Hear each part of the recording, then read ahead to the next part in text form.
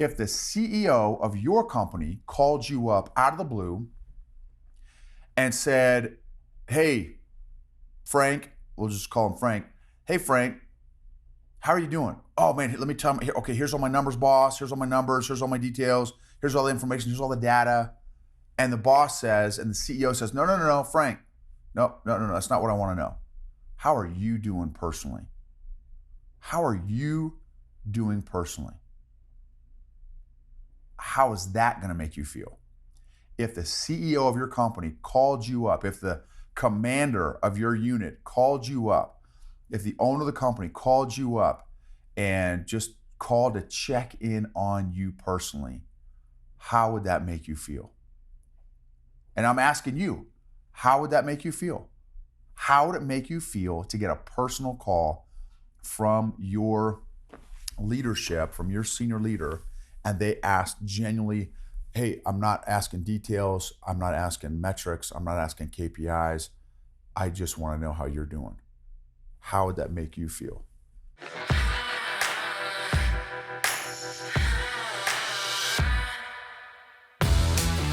Welcome to the EQ for Entrepreneurs podcast. Like most business owners, you already know you need good business and marketing strategies to scale and be profitable. But at some point, you've hit the dreaded wall where you feel stuck and frustrated. EQ for Entrepreneurs is for business owners and leaders who are honest enough to admit that they just might be the ones holding their business back and are brave enough to change that. We're Noble and Kathy, and every week we're having candid conversations about all things emotional intelligence and how growing that has allowed us to get out of our own way and is radically transforming both our businesses and our personal lives. This is the secret sauce strategy for modern entrepreneurs who are tired of hustling without seeing results and want to grow a business and a life that they love.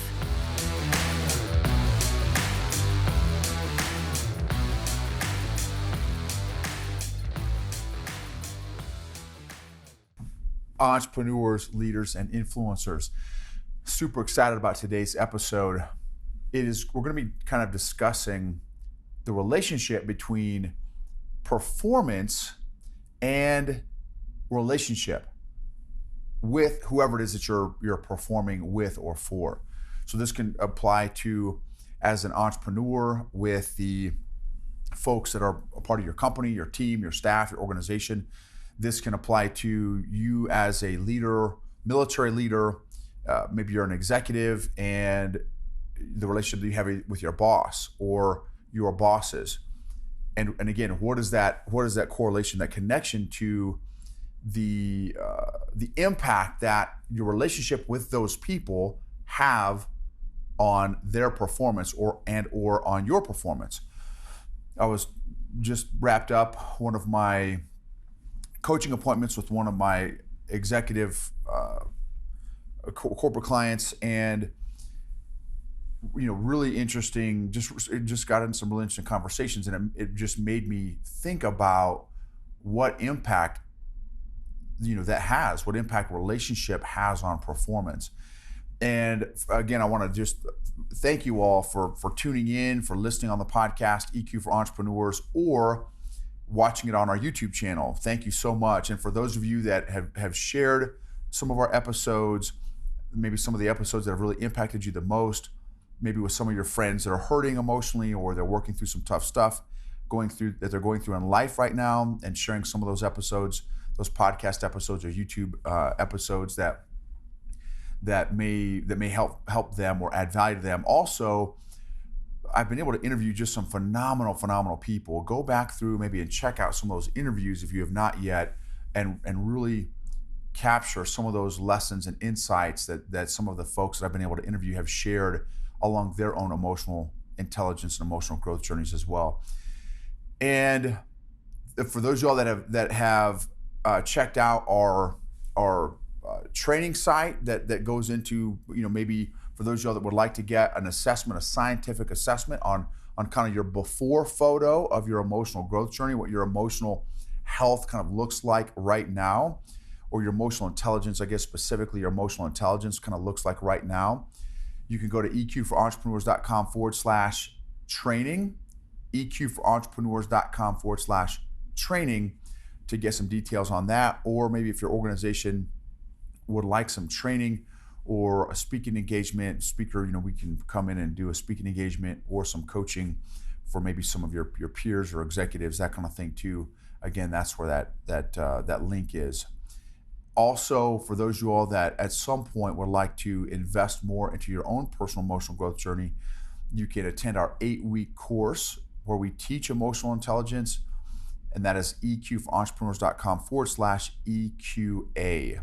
And that stands for EQ Accelerator Course. So eqforentrepreneurs.com/EQA. All right. The relationship between performance, output, productivity, and relationship. And let's start with you. How much impact, what role does relationship with either your team, your staff, your company, your organization have on your performance? Or again, if you are maybe a mid-level leader or a senior level leader or even a junior leader, how does the relationship with your boss impact your performance? Or does it? Maybe you're like, dude, it doesn't matter if my boss cares about me, doesn't care about me. If I feel like they care about me, don't care about me, it doesn't matter. My performance is not impacted whatsoever. I perform 100% regardless. Now, that is a great mindset. I think that's a great thought process. I think that's a healthy thought process. I think that's a mature thought process. My challenge would be, now knowing what I know about emotional health and emotional intelligence, that may be your mindset, which is awesome, but I would wonder if that's actually how it plays out. Whether or not you're even aware of it, you may not even be aware of it impacting your performance. I know for me, and I'm a people guy, big people guy, that I would absolutely tell you that I'm going to give 110% performance regardless of who my boss is or my client is or my customer is, that I'm going to give 110%. And in fact, there's a couple verses in the Bible that even talk about that I want to say Colossians 3:17, 21, and 23. I think it's verse 23 talks about that, we should work with all our hearts as working for the Lord and not for men, which means, hey, whether or not, regardless of how you get treated, how your chain of command, again, if you're in the military or your boss, makes you feel that you should give 110%. And again, theoretically, conceptually, principally, that's a great mindset. I wonder, and again, I have not done any research on this. I'm sure there is research that has been done on this, and it would be fascinating to dive into. Well, in fact, I know there's because I've read a couple of books where they've actually done research, and so one book by the Gallup Poll organization, which is a massive national, maybe even international organization. Gallup. Now Discover Your Strengths, Strengths Finder 2.0, Go Put Your Strengths to Work. All three of those books, they talk about the impact that, and it's funny because as I'm externally processing here, I remember now some of that research they talked about. And now don't quote me on these quotes because it's been a hot minute since I've read these books. Man, I want to say 60% of people do not feel engaged at work. Now, the connection that they made was because they are not feeling like their strengths are not being utilized or maximized. And that was the connection that these books were making, is that if you're not engaging someone's strengths, they're going to be less engaged. And again, I think there is research and stuff to back that up. I think an argument could also be made that if if there is not a healthy relationship. In fact, the number one reason why people leave their jobs, and this is probably a few years old, so I don't know if this would be the same today. I think it still could be, but as of a couple of years ago, 2 or 3 years ago, the number one reason people left their job was because of poor management. Now, I think you can also make the connection, you can dial that into poor management can be broken down into, or maybe the assumption could be made that if there is poor management, there could also be, or likely to be, an unhealthy, I'd say an unhealthy relationship with that particular manager or management, for example. So, and here's the reality is, what does it take? Because even talking with this young man who was a executive, so I say young man, a lot of people are young to me now. This executive, he had a different perspective and view of a healthy relationship than me. We had different definitions. So, which is also huge. How do you even define a healthy, productive, good relationship with your boss? So, up and down. So not just with boss or, again, shareholders or leaders, but also below you, your staff, your team, your company, your organization, your employees. Really, how do you define what a good relationship even looks like? That's huge. I think that's the starting point right there. That's the starting point. What does a good, healthy relationship look like for you as a leader, as an influencer, maybe as an entrepreneur, as a business owner, or as a junior, mid-level, or senior leader in a company or organization, the military? How do you define what a good relationship even looks like? How would you want the relationship to look like, to feel? Speaking of emotions, how would you want that relationship to feel? One of the things that I talked about with this gentleman was, I asked him, how often do you reach out to your direct reports? And, he had shared once every 2 weeks with most of them, once every 3 weeks with a few that I'm not as connected with. And then I said, okay, of those connection points, how many of those connection points were you initiating, where you did the reaching out? Because that makes a difference versus they reached out to you, or they have an SOP, standard operating procedure, where they email you or they call you once every 2 weeks. How many of those, again, did you reach out to them? The next question was, how, of the times that you connect with them, so once every 2 weeks or once every 3 weeks, how many of those calls were just to connect with them personally? Not to say, hey, how is your performance going? How are your KPIs doing? Your key performance indicators or your metrics going? How many sales did you make? How many, numbers, data, information, details? No, it was just to see how they were doing personally. How many? He said none. During the call that was around work, focused on work, I would ask maybe at the end, hey, how's your golf game going? That kind of thing. But that's it. I said, okay, so let me just ask you, if the CEO of your company called you up out of the blue and said, hey, Frank, we'll just call him Frank.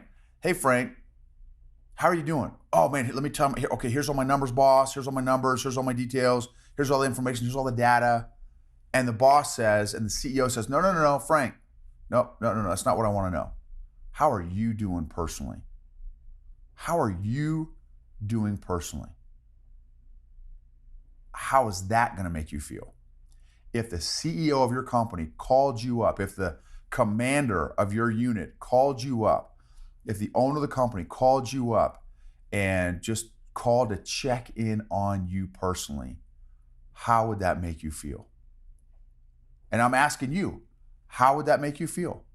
How would it make you feel to get a personal call from your leadership, from your senior leader, and they ask genuinely, hey, I'm not asking details, I'm not asking metrics, I'm not asking KPIs, I just want to know how you're doing.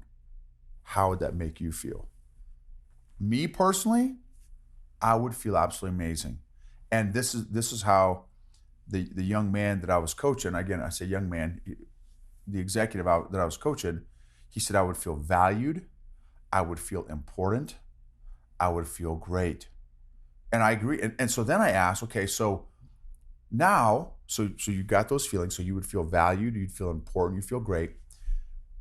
How would that feeling impact your performance at all at your job? Would that phone call impact your performance at all? And think about this, how long would that phone call even have to last? And I put myself in that executive's shoes. If I worked for a company and the CEO called me up personally, I wouldn't even care what my answer was. Hey, sir, I'm doing amazing. Hey, ma'am, I'm doing amazing. Thank you so much. How are you doing? And maybe the call lasts 45 seconds. Maybe it lasts an eternity and it's 5 minutes. 5 minutes. When I hang up that phone, when I hang up that phone, how am I going to feel about that CEO? How am I going to feel about that company?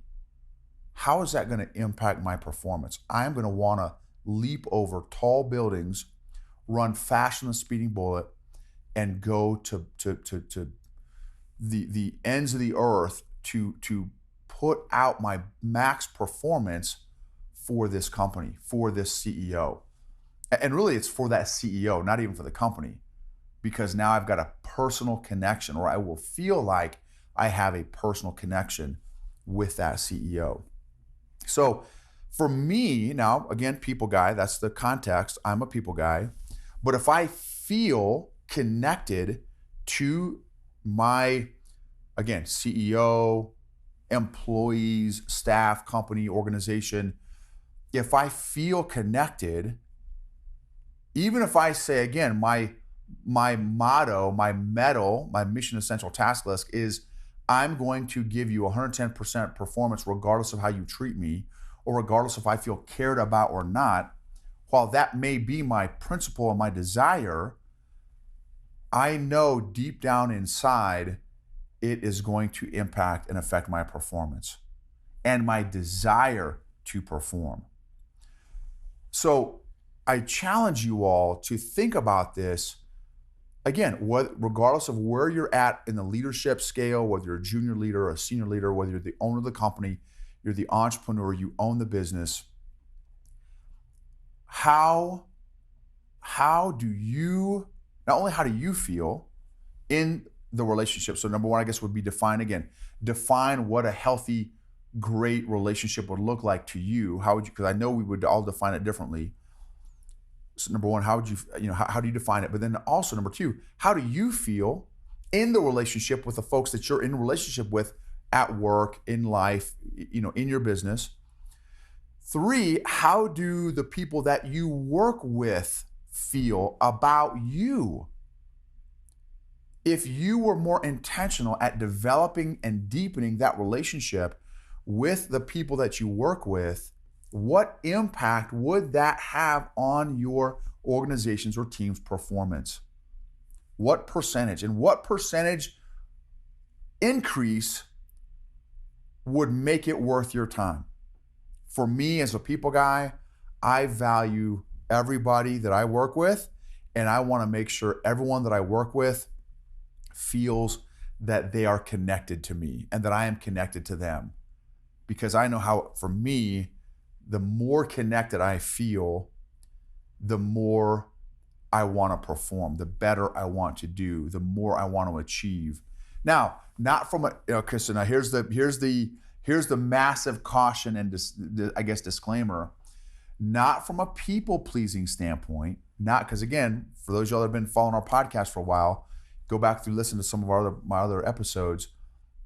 I am a recovering people pleaser addict. So this, for you people pleasers, this could be a slippery slope. So just make sure that if you're going to be, step up and become more intentional with how you are treating and handling and investing into the relationships that you are involved in, personally and professionally, make sure that you're doing it from an emotionally healthy perspective, not from a people-pleasing perspective, not from a validation or affirmation perspective, not from a value perspective where you're going to be more intentional because, oh man, maybe they will value me more, maybe they will validate me more or affirm me more.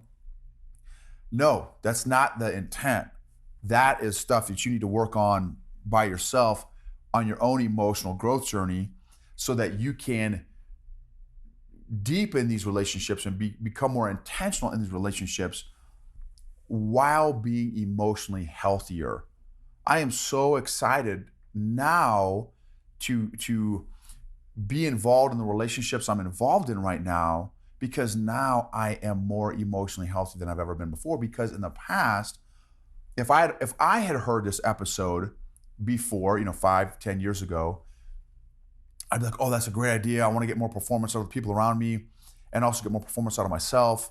And so let me jump into this. But deep down subconsciously, I would also, I wouldn't even be aware of it, but deep down subconsciously, I would want to follow this episode's advice so that deep down unconsciously, subconsciously, so that I could get more emotionally and verbally stroked with, oh man, maybe they'll give me more emotional Scooby snacks. Maybe they'll tell me what a great leader I am, or they'll tell me what a great man I am, or a great influencer I am, or a great entrepreneur I am.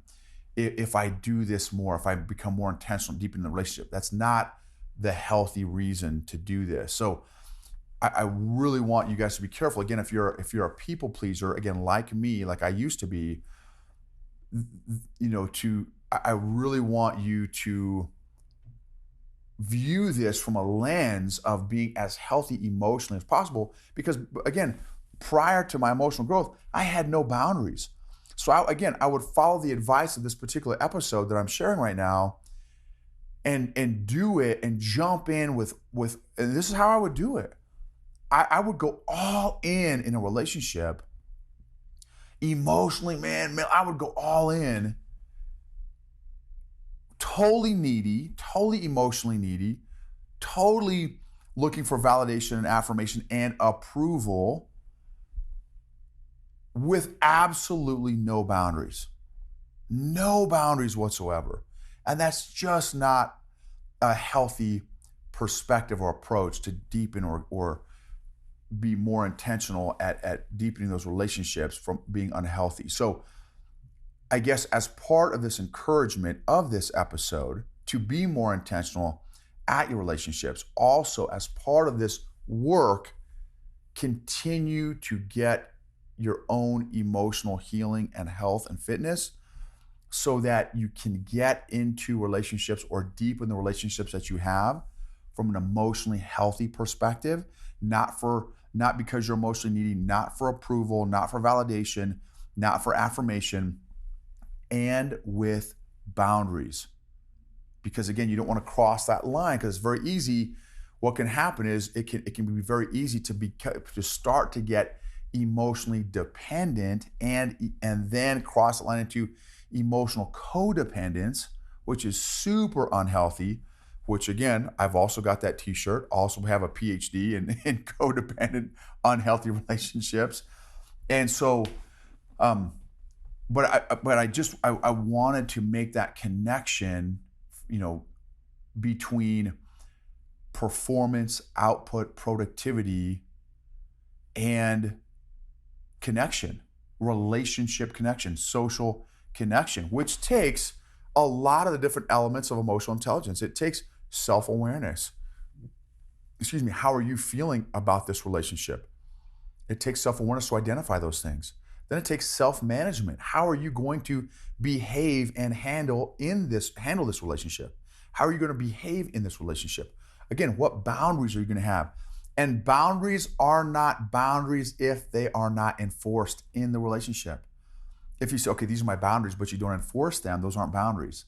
Those are wishes, fantasies, desires, but they are not actual boundaries. Boundaries are only boundaries if you enforce them.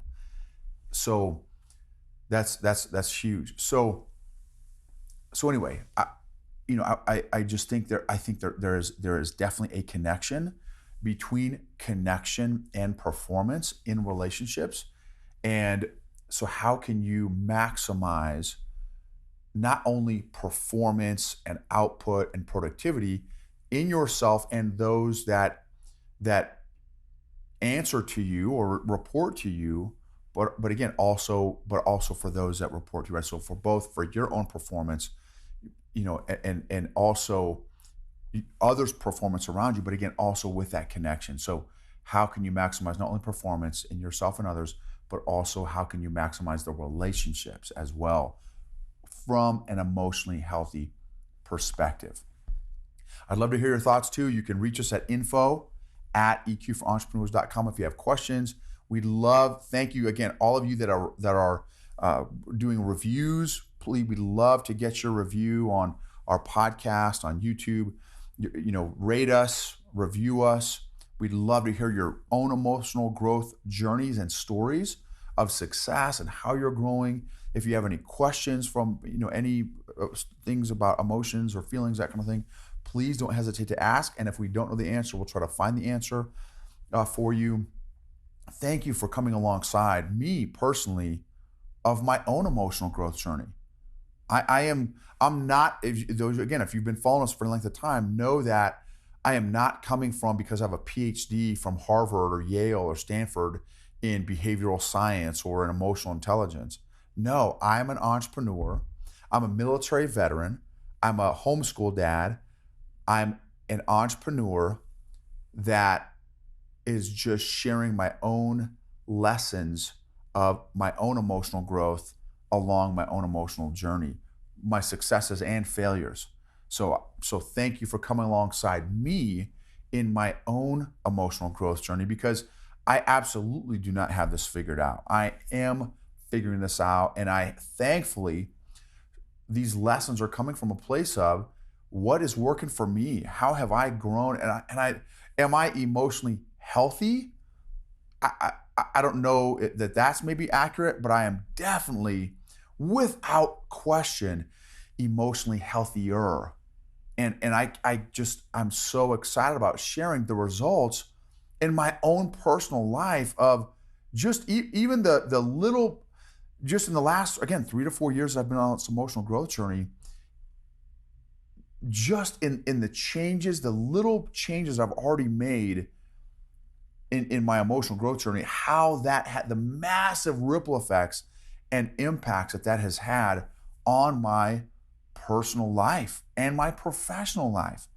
Here's a big one. The amount of times that I used to get triggered emotionally versus I get triggered now, without question, the amount of times that I get triggered now is at least 95% less now than 4 years ago. And then with the intensity of the 5% that I still get triggered, the intensity with which I get triggered now is on a scale from 1 to 10 is probably a 2 or a 3. Maybe I'll bump up to an occasional 4. Y'all, it used to be when I'd get triggered, so I'd get triggered 95% more. And when I would get triggered, I would go to a 10. There was no, I didn't even have a 1 through 9 scale. I went immediately from a 0 to a 10 regularly. Imagine being around someone like that. Man, it is not, you're always walking on pins and needles and eggshells around someone that is, you don't know when they're gonna, it's the Hulk. It's like, you don't know when Hulk is gonna blow. When Bruce Banner is gonna blow into the Hulk, you have no idea when the green guy's coming out. And so, guys, I just want to again, thank you. Thank you for coming alongside. This journey of getting healthier emotionally it's been life transforming. And Want to encourage you all in your own emotional growth journeys. Thank you. Remember, emotionally healthy people help heal other people emotionally, and unaddressed emotional issues do not get better over time. They actually compound.